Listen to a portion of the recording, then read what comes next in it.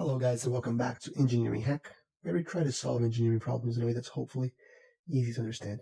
Today I just want to continue this question 5.25 because there's yet another way to solve it, and one that some of you might be more familiar with. So we talked about this system here, which we're talking about nozzle, introducing the concept of the nozzle and how we can solve for these kind of problems.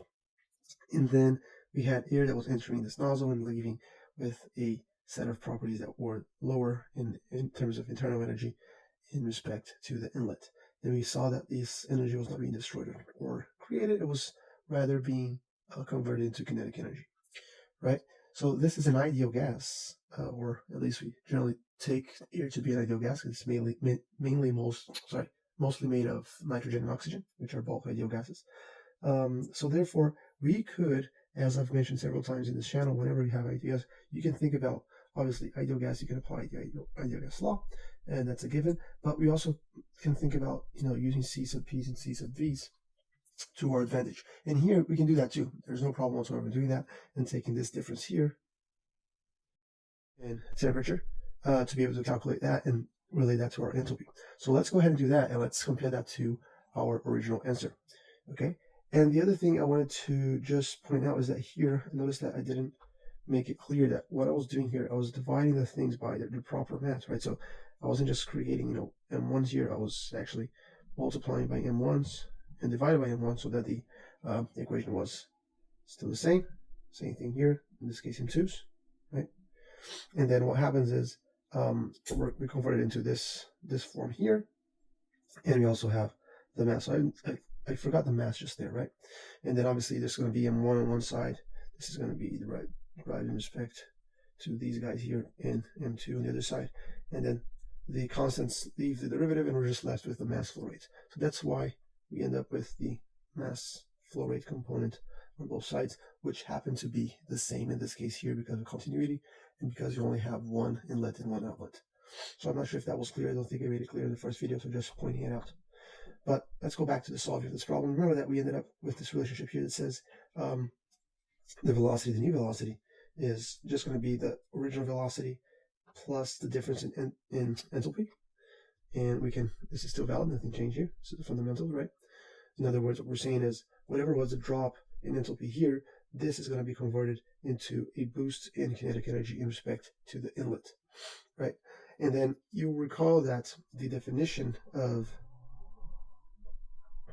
this guy here is the rate of change of enthalpy in respect to temperature, right? And we always go ahead and integrate, and we talk about integration here, how this is not trivial, but if we are to integrate here and here, then here we're going to go from our initial enthalpy to our final enthalpy, and here from our initial temperature to our final temperature. This is always a point that I stress that, this is not trivial. This guy actually varies with temperature, so therefore we would need to consider the change in the C sub P as we go from one temperature to the next.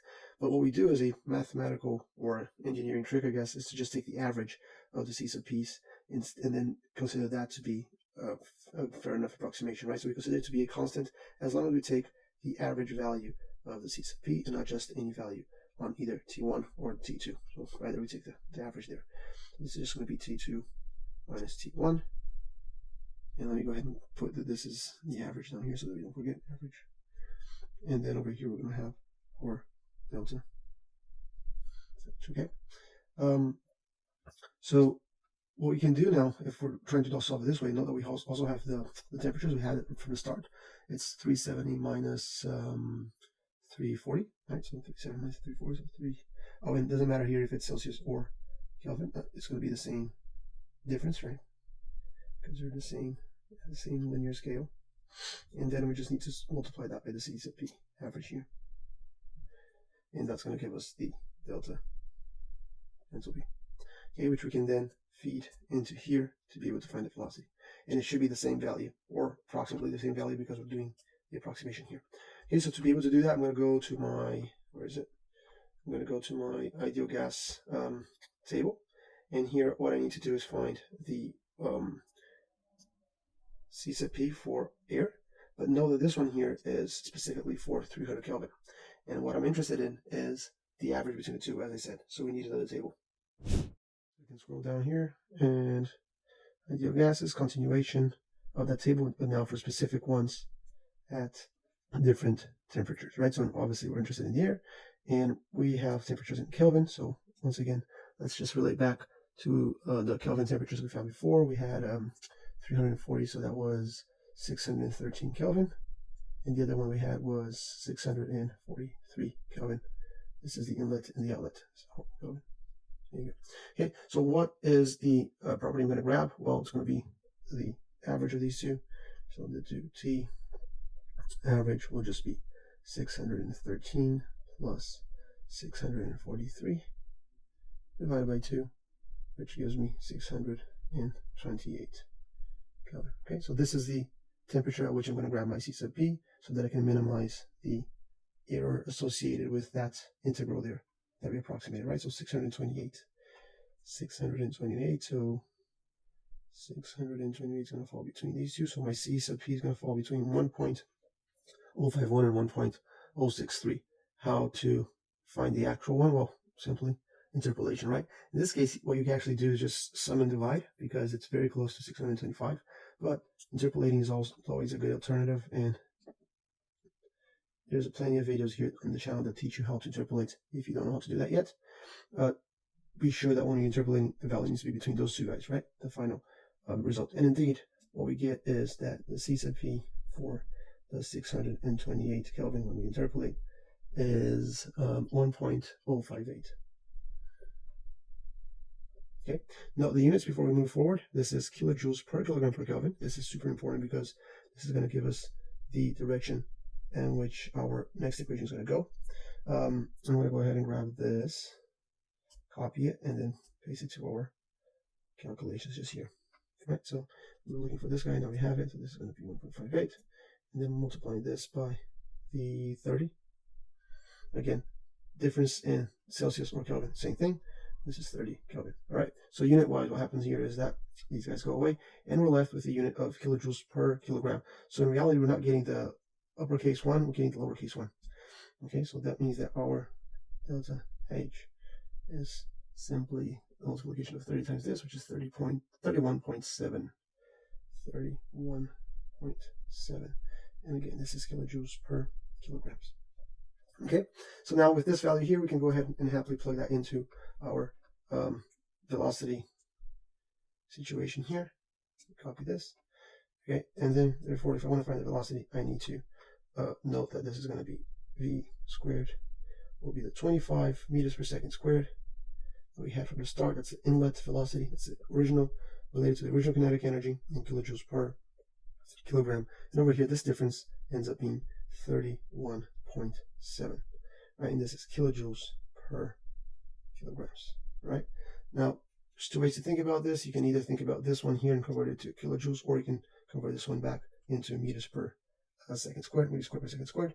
We've talked about this before, so a joule is the same thing as kilogram meter squared second squared. So if I'm doing joules per kilogram divided per kilogram both sides, I'm going to end up like this.